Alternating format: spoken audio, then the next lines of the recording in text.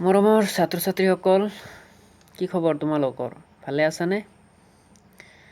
আশা কৰোঁ তোমালোক সকলোৱে ভালে আছা আৰু তোমালোকৰ পঢ়া শুনা তোমালোক চলাই লৈ গৈ আছা। সমগ্ৰ ভাৰতবৰ্ষ তথা অসমত দেখা দিয়া মহামাৰী কৰোনাৰ বাবে আমাৰ অসমৰ সমগ্ৰ শিক্ষা অনুষ্ঠান বন্ধ হৈ গৈছে, যাৰ ফলত আমি ক্লাছৰুমৰ যিবিলাক ক্লাছ সেই ক্লাছবোৰ কৰিব পৰা নাই।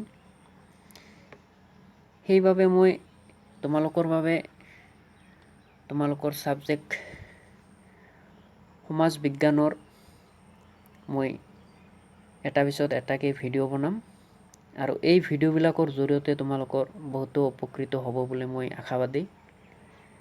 আৰু তোমালোকে এই ভিডিঅ'বোৰ চাই এই ভিডিঅ'বোৰত যিবিলাক গৃহকৰ্ম বা হোমৱৰ্ক দিয়া হ'ব সেইবিলাক যথাসময়ত তোমালোকে ছাবমিট কৰিবা আৰু সেইবিলাক মই চেক কৰিম। আৰু সেনেকেই আমি আমাৰ ক্লাছবোৰ কণ্টিনিউ কৰিম। আশা কৰোঁ তোমালোকে এই ক্লাছবোৰৰ জৰিয়তে উপকৃত হ'বা। ব'লা দেৰি নকৰি আজি প্ৰথম ক্লাছটো আৰম্ভ কৰোঁ। প্ৰথম অধ্যায়, ভাৰতৰ ৰাজনৈতিক দল। প্ৰকৃতত ৰাজনৈতিক দলৰ ধাৰণা গুৰুত্ব লাভ কৰে গণতান্ত্ৰিক ধ্যান ধাৰণা জন্মৰ লগে লগে। ৰাজনৈতিক যিটো দল আছে সেই ৰাজনৈতিক দল আমি জানো বিভিন্ন ধৰণৰ ৰাজনৈতিক দল আছে, যেনেকৈ আমাৰ অসমত আছে AGP, যেনেকৈ ৰাষ্ট্ৰীয় দল BJP বা কংগ্ৰেছ, এনেকুৱা বিভিন্ন ধৰণৰ ৰাজনৈতিক দল আছে। সেই ৰাজনৈতিক দলবোৰ কেতিয়া গুৰুত্ব লাভ কৰিছে? যেতিয়া গণতান্ত্ৰিক ধ্যান ধাৰণা আহিছে বা গণতান্ত্ৰিক ধ্যান ধাৰণা জন্মৰ লগে লগেই আমাৰ ৰাজনৈতিক দলবিলাকৰ গুৰুত্ব লাভ কৰিছে।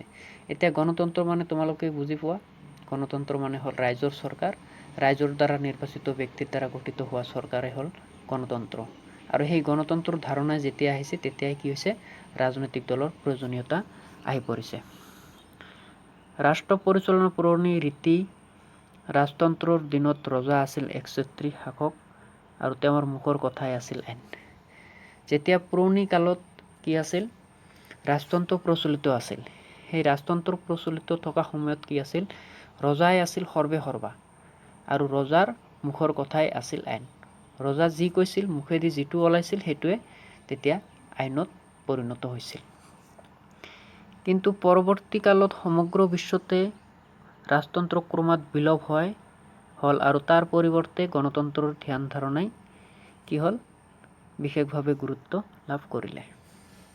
আৰু পৰৱৰ্তী সময়ত আমি দেখা পালোঁ যে পৰৱৰ্তী সময়ত সেই ৰাজতন্ত্ৰ ক্ৰমাৎ লাহে লাহে নোহোৱা হ'ব ধৰিছে বা লাহে লাহে বিলোপ হ'ব ধৰিছে। আৰু বিলোপ হোৱাৰ পৰিৱৰ্তে কি হৈছিল? গণতন্ত্ৰৰ যিটো ধাৰণা সেইটোৱে বিশেষভাৱে গুৰুত্ব লাভ কৰিছিল। গণতন্ত্ৰ জন্মৰ লগে লগে ৰাজনৈতিক দলেও আত্মপ্ৰকাশ কৰিলে আৰু ই গণতান্ত্ৰিক শাসন ব্যৱস্থাৰ অংগ হৈ পৰিল। যেতিয়া গণতন্ত্ৰৰ জন্ম হ'ল তেতিয়া তাৰ লগে লগেই ৰাজনৈতিক দলেও আত্মপ্ৰকাশ কৰিব ধৰিলে আৰু সেই ৰাজনৈতিক দল হ'ল গণতন্ত্ৰৰ এটা অংগ। বৰ্তমান সময়ত গণতন্ত্ৰৰ ৰাজনৈতিক দল দুয়োটাই এটাৰ আনটোৰ পৰিপূৰক। বৰ্তমান সময়ত যদি আমি চাওঁ, গণতন্ত্ৰ আৰু ৰাজনৈতিক দল সেই দুটা কি হয়? দুটাৰেই পৰিপূৰক বা এটা আনটোৰ পৰিপূৰক। কাৰণ য'ত গণতন্ত্ৰ আছে তাত ৰাজনৈতিক দল আছে আৰু য'ত ৰাজনৈতিক দল আছে তাতে নিশ্চয় গণতন্ত্ৰ থাকিবই লাগিব। ৰাজনৈতিক দল অবিহনে যেনেকৈ গণতন্ত্ৰ অচল, ৰাজনৈতিক দল অবিহনে কি হয়? গণতন্ত্ৰ অচল হয়। ঠিক তেনেদৰে কি হয়? গণতন্ত্ৰ অবিহনে ৰাজনৈতিক দল অৰ্থহীন। যেতিয়া গণতন্ত্ৰই নাথাকিব, কোনো এখন ৰাষ্ট্ৰ বা কোনো এখন দেশত যেতিয়া গণতন্ত্ৰই নাথাকিব, তাতে ৰাজনৈতিক দল গঠন হোৱাৰ কোনো প্ৰশ্নই নুঠে। ৰাজনৈতিক দল হৈছে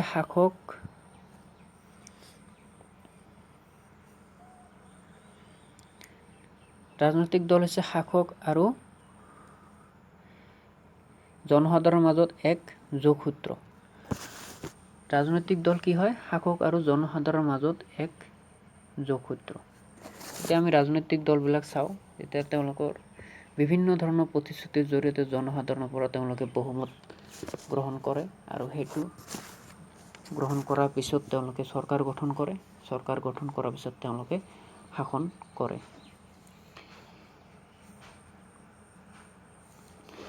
আৰু ৰাজনৈতিক দল কি হয়, ই সৰ্বসাধাৰণক প্ৰশাসনৰ ওচৰ চপাই নিয়ে।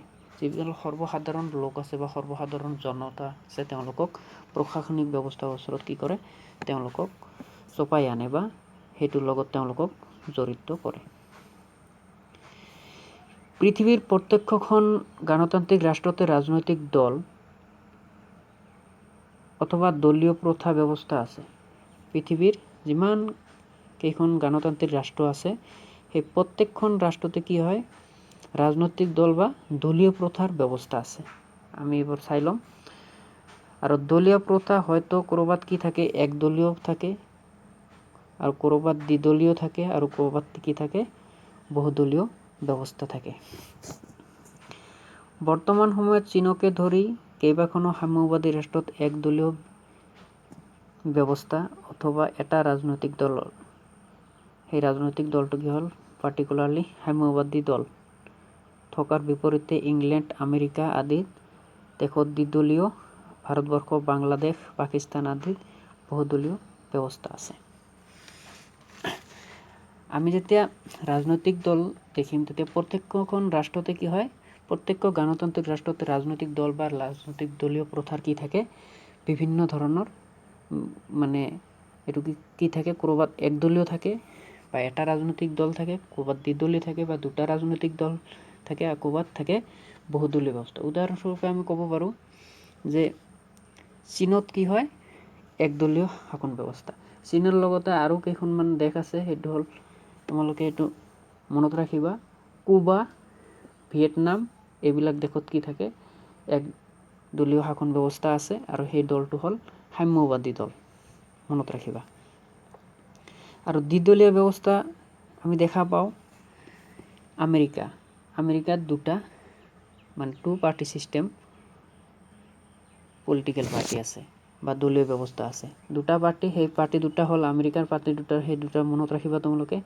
এটা হ'ল ডেম'ক্ৰেটিক পাৰ্টি আৰু এটা হ'ল ৰিপাব্লিকান পাৰ্টি।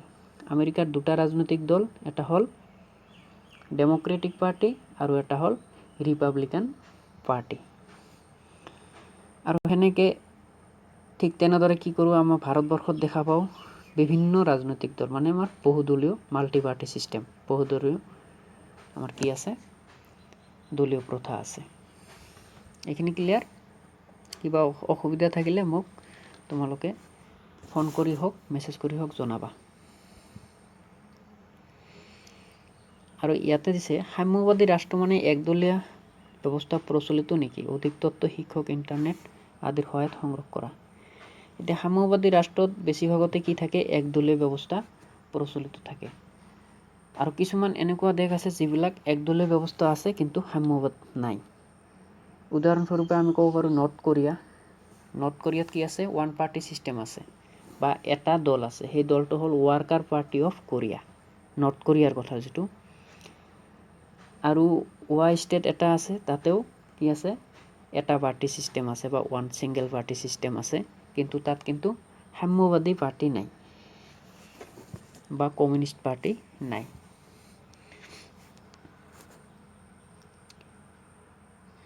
নেক্সট আমি চাম একদলীয় শাসন ব্যৱস্থা থকা ৰাষ্ট্ৰ বহুতে প্ৰকৃত গণতান্ত্ৰিক ৰাষ্ট্ৰ বুলি ক'ব নোখোজে, যদিও তেনে ৰাষ্ট্ৰ কিন্তু গণতান্ত্ৰিক ৰাষ্ট্ৰ বুলিয়ে দাবী কৰে। যিবিলাক একদলীয় শাসন ব্যৱস্থা আছে সেই ৰাষ্ট্ৰবিলাক কি কৰে, প্ৰকৃততে গণতান্ত্ৰিক ৰাষ্ট্ৰ বুলি ক'ব নোখোজে। কিয় নোখোজে? একদলীয় যিটো শাসন ব্যৱস্থা, যেতিয়া আমাৰ সন্মুখত বহুতো অপশ্যন থাকিব তেতিয়াহ'লে আমি সেনেকৈ অপশ্যন অনুযায়ী কি কৰিব পাৰিম, আমি চুইচ কৰিব পাৰিম বা পচন্দ কৰিব পাৰিম। কিন্তু কি হয়, একদলীয় শাসন ব্যৱস্থাত অকল এটা দলে থাকে, আমাৰ কোনো বিকল্প পচন্দ নাথাকে। গতিকে বহুতেই সেইটো দলক কি কৰিব, একদলীয় শাসন ব্যৱস্থা কি বুলি ক'ব খোজে, প্ৰকৃতাৰ্থত গণতান্ত্ৰিক ৰাষ্ট্ৰ বুলি ক'ব নোখোজে। কিন্তু তেনেবোৰ ৰাষ্ট্ৰ কিন্তু নিজেই নিজক গণতান্ত্ৰিক ৰাষ্ট্ৰ বুলি দাবী কৰে, যে হয় আমি কি হয়, গণতান্ত্ৰিক ৰাষ্ট্ৰ। আৰু দ্বিদলীয় ব্যৱস্থাত দেশৰ জনসাধাৰণৰ সন্মুখত দুটা ৰাজনৈতিক দল থাকে আৰু তেওঁলোকৰ দলীয় নীতি আদৰ্শ পছন্দ কৰি যিকোনো এটা দল সমৰ্থন কৰে বা সদস্য হয়। এতিয়া যিটো দ্বিদলীয় শাসন ব্যৱস্থা আছে, দ্বিদলীয় শাসন ব্যৱস্থাত কি থাকে, সন্মুখত মাত্ৰ দুটা দল থাকে। যেনেকৈ আমি আমেৰিকাৰ কথা ক'ব পাৰোঁ, আমেৰিকাত যেনেকুৱা ডেম'ক্ৰেটিক পাৰ্টি আৰু ৰিপাব্লিকান পাৰ্টি দুটা দল থাকে। আৰু সেই দুটা দলৰ আমি নীতি আদৰ্শ পছন্দ কৰোঁ, কোনটো দলৰ আমাৰ নীতি আদৰ্শ পছন্দ হয় সেইটো দলক আমি সমৰ্থন কৰোঁ বা সদস্য হওঁ।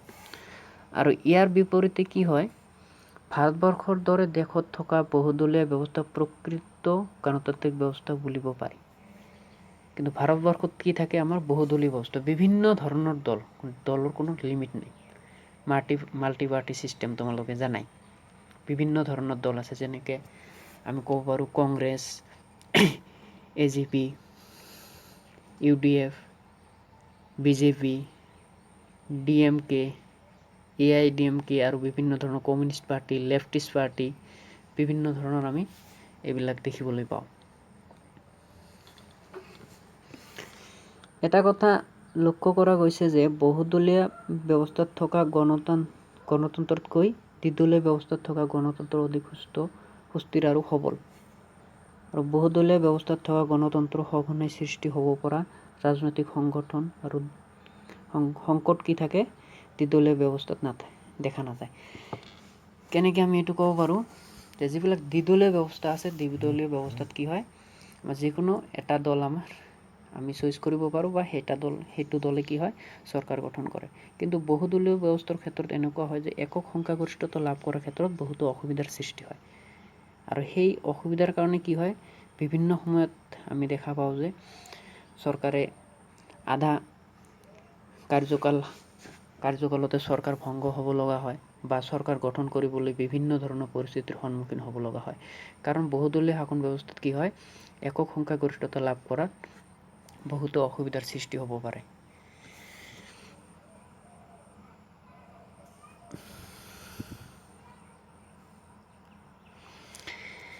ইংলেণ্ড নাইবা আমেৰিকাৰ ৰাজনৈতিক ব্যৱস্থাৰ লগত ভাৰতবৰ্ষৰ ইংলেণ্ড নাইবা আমেৰিকাৰ ৰাজনৈতিক ব্যৱস্থাৰ লগত ভাৰতবৰ্ষৰ ৰাজনৈতিক ব্যৱস্থাৰ সংকট তুলনা কৰি চোৱা। এতিয়া ইংলেণ্ড বা নাইবা আমেৰিকা ৰাজনৈতিক ব্যৱস্থাৰ লগত আমাৰ ভাৰতবৰ্ষৰ যিটো ৰাজনৈতিক ব্যৱস্থা আছে সেই ব্যৱস্থাৰ এটা তুলনামূলক সংকট আমি আলোচনা কৰিম।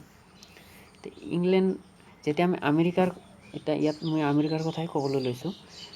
আমেৰিকাৰ কথা যেতিয়া ক'ম আমি ইয়াত আমেৰিকাৰ যিটো ৰাজনৈতিক ব্যৱস্থা আৰু ভাৰতবৰ্ষৰ যিটো ৰাজনৈতিক ব্যৱস্থা সেইটোৰ মাজত আমি বহুতখিনি পাৰ্থক্য দেখিবলৈ পাওঁ। যে আমেৰিকাত যিটো ৰাজনৈতিক ব্যৱস্থা তাতে হয় আমাৰ ৰাষ্ট্ৰপতীয় চৰকাৰ ব্যৱস্থা। কি হয় তাতে, আমাৰ প্ৰেচিডেঞ্চিয়েল গভৰ্ণমেণ্ট, যিটো হ'ল ৰাষ্ট্ৰপতীয় চৰকাৰ ব্যৱস্থা। আৰু ভাৰতবৰ্ষত কি হয়, আমাৰ সংসদীয় চৰকাৰ ব্যৱস্থা বা সংসদীয় ৰাজনৈতিক পদ্ধতিৰ দ্বাৰা আমাৰ ভাৰতবৰ্ষৰ চৰকাৰখন পৰিচালিত হয়। এইটো হ'ল প্ৰথম। আৰু 2 নম্বৰ যেতিয়া আমি চাম দ্বিনাগৰিকত্ব ব্যৱস্থা। আমেৰিকাৰ যিটো ৰাজনৈতিক ব্যৱস্থা তাত কি আছে, দ্বিনাগৰিকত্ব ব্যৱস্থা আছে বা দ্বৈত নাগৰিকত্ব ব্যৱস্থা আছে। আমেৰিকাৰ যিবিলাক মানুহ আছে তেওঁলোকে আমেৰিকাৰ যি 50খন ৰাজ্য আছে সেই 50খন ৰাজ্যৰ প্ৰত্যেক ৰাজ্যৰ ব্যক্তিজনে সেই ৰাজ্যৰ নাগৰিক হোৱাৰ উপৰিও বৃহত্তৰ আমেৰিকাৰো তেওঁলোকে কি হয়, নাগৰিক। কিন্তু আমাৰ ভাৰতবৰ্ষত তেনেকুৱা কোনো ছিষ্টেম নাই। ভাৰতবৰ্ষত কি হয়, আমি অকল ভাৰতবৰ্ষৰে নাগৰিক। আমি কেতিয়াও নকওঁ যে আমি অসমৰ নাগৰিক। অসম, মেঘালয়, বেংগল বিভিন্ন ধৰণৰ ৰাজ্য আছে, কিন্তু আমি বিভিন্ন ৰাজ্যত বসবাস কৰিও কি বুলি কওঁ, আমি নিজকে এজন বা এটা চিটিজেনশ্বিপ হিচাপে পৰিচয় দিওঁ, সেইটো হ'ল আমি ভাৰতীয় নাগৰিক। আৰু বেলেগ আমি চাব পাৰোঁ যে আমেৰিকাত যিটো পাৰ্টি ছিষ্টেম আছে, ৰাজনৈতিক দল, সেই পাৰ্টি ছিষ্টেমটো হ'ল আমাৰ দ্বিদলীয় ব্যৱস্থা আমেৰিকাত। মই আগতে উল্লেখ কৰাৰ নিচিনাকৈ ডেম'ক্ৰেটিক পাৰ্টি আৰু ৰিপাব্লিকান পাৰ্টি সেইটো আমেৰিকাত অকল দুটা পাৰ্টিৰ দ্বাৰাই পৰিচালিত হয়। কিন্তু আমাৰ ভাৰতবৰ্ষত যদি চাওঁ, আমাৰ ভাৰতবৰ্ষৰ প্ৰেক্ষাপটত আমি দেখিবলৈ পাওঁ যে ভাৰতবৰ্ষত আমাৰ কি হয়, মাল্টি পাৰ্টি ছিষ্টেম, যিটো হয় আমাৰ বহুদলীয় ব্যৱস্থা। ইয়াতে আমি এটা ডিফাৰেঞ্চ পালোঁ। আৰু যদি আমি আৰু বিশেষ আমেৰিকাৰ যিটো ৰাষ্ট্ৰপ্ৰধান আৰু চৰকাৰ প্ৰধান একেজন ব্যক্তিয়ে। ৰাষ্ট্ৰপতিয়ে কি হয় আমেৰিকাৰ প্ৰধানৰ লগতে তেওঁ চৰকাৰ প্ৰধান হয়। কিন্তু আমি ভাৰতবৰ্ষৰ ক্ষেত্ৰত এইটো আমি তাৰতম্য দেখিবলৈ পাওঁ যে ভাৰতবৰ্ষত কি হয় যিজন ৰাষ্ট্ৰপ্ৰধান হয় আৰু চৰকাৰ প্ৰধান দুইজনৰ মাজত কি থাকে আমাৰ এটা পাৰ্থক্য থাকে। ৰাষ্ট্ৰপ্ৰধানজন হয় আমাৰ কি হয় কোন হয় ৰাষ্ট্ৰপতি আৰু চৰকাৰ প্ৰধানজন কোন হয় আমাৰ প্ৰধানমন্ত্ৰী। নেক্সট আমি আলোচনা কৰোঁ। ইতিমধ্যে উল্লেখ কৰা হৈছে যে গণতান্ত্ৰিক ৰাষ্ট্ৰ এখনৰ বাবে ৰাজনৈতিক দল অপৰিহাৰ্য। এইটো আমি অলৰেডি আলোচনা কৰিলে যে ৰাজনৈতিক দল অবিহনে গণতন্ত্ৰৰ কোনো মূল্য নাই আৰু গণতন্ত্ৰ নাথাকিলে তাত ৰাজনৈতিক দলৰ কোনো অস্তিত্ব নাই। আৰু ৰাজনৈতিক দল অবিহনে বৰ্তমান গণতন্ত্ৰৰ ধাৰণা অমূলক, সেইটো আলোচনা কৰিলোৱে আমি আগতে। আৰু গণতান্ত্ৰিক ৰাষ্ট্ৰ এখনত একোটা ৰাজনৈতিক দলৰ বাবে প্ৰয়োজনীয় বৈশিষ্ট্য কেইটা হৈছে। এতিয়া অকল ৰাজনৈতিক দল হ'লেও নহ'ব, তেওঁলোকৰ নিজা কিছুমান বৈশিষ্ট্য আছে, সেই বৈশিষ্ট্যবোৰ আমি আলোচনা কৰি লওঁ। এটা ৰাজনৈতিক দল গঠন হোৱাৰ বাবে বা এটা ৰাজনৈতিক দল কি থাকে বিভিন্ন ধৰণৰ বৈশিষ্ট্য থাকে বা কেৰেক্টাৰ থাকে, সেইবিলাক আমি আলোচনা কৰোঁ। প্ৰথমটো হ'ল সংগঠন বা অৰ্গেনাইজেশ্যন, যিটো কি হয় আমাৰ ৰাজনৈতিক দলৰ প্ৰথম কি থাকিব লাগিব সংগঠন থাকিব লাগিব, তেওঁলোক এটা কি হ'ব সংগঠিত সংস্থা হ'ব লাগিব। 2 নম্বৰ আমি কি পাওঁ নীতি আদৰ্শ আৰু আঁচনি। ৰাজনৈতিক দল কি থাকিব লাগিব পাৰ্টিকুলাৰ নীতি আদৰ্শ, তেওঁলোকৰ এটা আইডিঅলজি থাকিব লাগিব আৰু তেওঁলোকৰ প্লেনিং থাকিব লাগিব, তেওঁলোকৰ আঁচনি থাকিব লাগিব ৰাজনৈতিক দলৰ। নহ'লে কোনে ভোট দিব ৰাজনৈতিক দলক।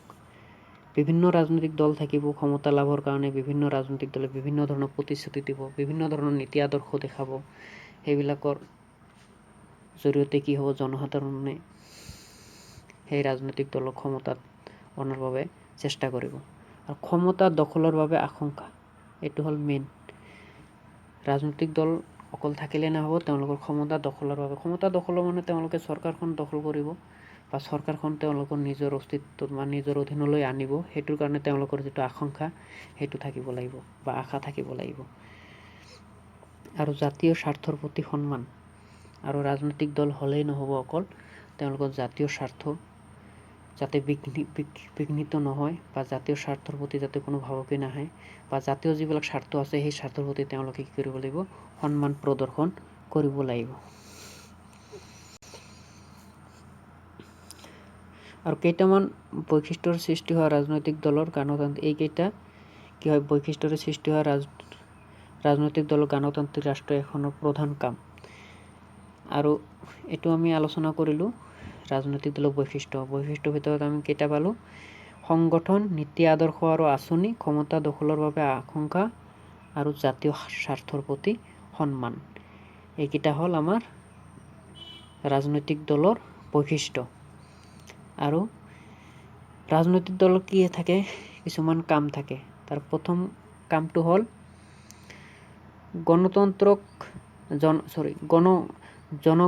জনগণক ৰাজনৈতিক শিক্ষা প্ৰদানেৰে শিক্ষিত কৰা। প্ৰথম কামটো হ'ল তেওঁলোকৰ জনগণক কি কৰিব লাগিব ৰাজনৈতিক শিক্ষাৰে শিক্ষিত কৰিব লাগিব। আৰু দ্বিতীয় কামটো হ'ল জনগণৰ মনত ৰাজনৈতিক সজাগতা বৃদ্ধি কৰিব লাগিব বা বৃদ্ধি কৰা তেওঁলোকৰ কাম। ৰাজনৈতিক যিটো দল আছে তেওঁলোকে কি কৰিব লাগিব জনগণৰ মনত কি কৰিব লাগিব ৰাজনৈতিক সজাগতা। ৰাজনৈতিক সজাগতা বুলিলে আমি সাধাৰণতে কি বুজো যে ৰাজনৈতিক সজাগতাৰ প্ৰাপ্তবয়স্ক সকলোৱে ভোটাধিকাৰ বা ভোট প্ৰদান কৰাৰ যিটো তেওঁলোকৰ মানে অধিকাৰ থাকে সেইটোৰ প্ৰতি সজাগতা কৰিব লাগিব বা সজাগতা আনিব লাগিব। তেওঁলোকে যে যিকোনো ক্ষেত্ৰত পাৰ্টিচিপেশ্যন কৰিব পাৰিব বা তেওঁলোকে নিজে নিৰ্বাচিত হোৱাৰ যিটো তেওঁলোকৰ অধিকাৰ সেইটো কৰিব পাৰিব, সাব্যস্ত কৰিব পাৰিব, এইবিলাকৰ ওপৰত কি কৰিব লাগিব সজাগতা বৃদ্ধি কৰিব লাগিব। আৰু জনমত গঠন কৰা, জনমত নিশ্চয় গঠন কৰিব লাগিব ৰাজনৈতিক দল। জনমত গঠন অবিহনে ৰাজনৈতিক দল কেতিয়াও ক্ষমতাত আহিব নোৱাৰে। সেইকাৰণে তেওঁলোকৰ প্ৰধান কাম হ'ল যে তেওঁলোক জনমত গঠন কৰিব লাগিব। জনমতক সুসংগঠিত ৰূপ দিয়া। তেওঁলোকে যি জনমত গঠন কৰিব সেই মতক কি কৰিব লাগিব, সুসংগঠিত ৰূপ দিব লাগিব। আৰু ৰাজনৈতিক দলৰ অস্তিত্ব থাকিব যেতিয়া জনগণে কি কৰিব, সেই ৰাজনৈতিক দলক আঁকোৱালি ল'ব, তেতিয়াহে সেই ৰাজনৈতিক দল কি হ'ব, ক্ষমতাৰ অহাৰ এটা চান্স থাকিব। গতিকে ৰাজনৈতিক দলে কি কৰিব লাগিব, জনমত গঠন কৰাৰ লগতে সেই জনমতক কি কৰিব লাগিব, সুসংগঠিত ৰূপ দিব লাগিব। ইয়াৰ উপৰিও গণতন্ত্ৰত কি হয়, জনগণে চৰকাৰ গঠনৰ প্ৰক্ৰিয়াত অংশগ্ৰহণ হোৱাৰ পৰিৱেশ সৃষ্টি কৰাটো ৰাজনৈতিক দল আন এক দায়িত্ব। আৰু ইয়াৰ উপৰিও কি কৰিব লাগিব, যে গণতন্ত্ৰত জনগণে যে চৰকাৰ গঠন প্ৰক্ৰিয়াত অংশগ্ৰহণ কৰিব পাৰে বা জনগণে যে সেই চৰকাৰ এখনত কি কৰিব পাৰে, নিজৰ স্থান নিৰূপণ কৰিব পাৰে, সেইটো কি কৰিব লাগিব, জনগণৰ মাজত এটা পৰিৱেশৰ সৃষ্টি কৰিব লাগিব। আৰু নিৰ্বাচনত জয়ী হৈ চৰকাৰ গঠন কৰা ৰাজনৈতিক দলৰ উপৰিও বিৰোধী আসনত থকা ৰাজনৈতিক দলেও চৰকাৰৰ কাম কাজত তীক্ষ্ণ নজৰ ৰাখে।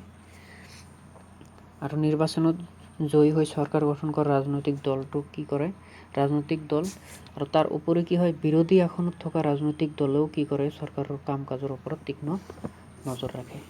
আৰু প্ৰয়োজন সাপেক্ষে গঠনমূলক সমালোচনাৰে চৰকাৰৰ উচিত পথত অগ্ৰসৰ হ'বলৈ আহ্বান জনায়। আৰু এই ৰাজনৈতিক দলত কি হয়, আমাৰ বিৰোধী দলৰ বৃহৎ ভূমিকা থাকে।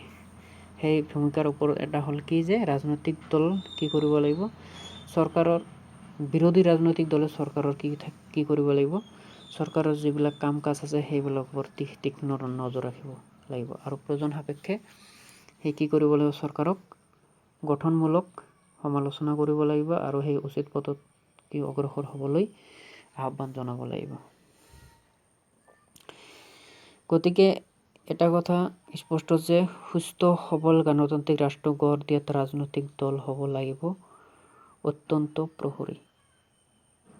আৰু সুস্থ সবল গণতান্ত্ৰিক এইটো ৰাষ্ট্ৰ গঢ় দিয়াত কি কৰিব লাগিব, ৰাজনৈতিক দলে মেইন ভূমিকা গ্ৰহণ কৰিব লাগিব। আজি আমি এইখিনি আলোচনা কৰিম। নেক্সট ক্লাছত আমি ভাৰতৰ ৰাজনৈতিক দলৰ বিষয়ে আলোচনা কৰিম। এতিয়া আমি থুলমূলকৈ এটা চামাৰি এটা কৰি চাওঁ, আমি কি পঢ়িলোঁ আজি। আমি ৰাজনৈতিক দলৰ ধাৰণা আৰু প্ৰয়োজনীয়তা পঢ়িলোঁ। আৰু ৰাজনৈতিক দল এখনৰ কি বৈশিষ্ট্য বা নীতি আদৰ্শ থাকে বা তেওঁলোকৰ কি কাম কাজ থাকে সেইবিলাক বিষয়ে আলোচনা কৰিলোঁ। আৰু আমি ৰাজনৈতিক যিটো দলীয় প্ৰথা, একদলীয়, দ্বিদলীয় আৰু বহুদলীয় প্ৰথাৰ বিষয়ে আমি আলোচনা কৰিলোঁ। একদলীয় শাসন ব্যৱস্থা থকা দেশ যেনেকৈ আমাৰ চীন, কুবা, ভিয়েটনাম, আৰু দ্বিদলীয় শাসন ব্যৱস্থা ইংলেণ্ড, আমেৰিকা, আৰু বহুদলীয় শাসন ব্যৱস্থাৰ ক্ষেত্ৰত আমি ক'ব পাৰোঁ ভাৰতবৰ্ষ, বাংলাদেশ, পাকিস্তান এইবিলাক। আৰু একদলীয় শাসন ব্যৱস্থাক প্ৰকৃতাৰ্থত আমি গণতান্ত্ৰিক ৰাষ্ট্ৰ বুলিও ক'ব নোৱাৰোঁ। সেইদৰে বহুদলীয় শাসন ব্যৱস্থাটো কি হয়, বা বহুদলীয় ৰাজনৈতিক দল ব্যৱস্থাত কি হয়, আমাৰ যিটো ৰাজনৈতিক সংকট সেইটো সঘনাই দেখা দিয়ে।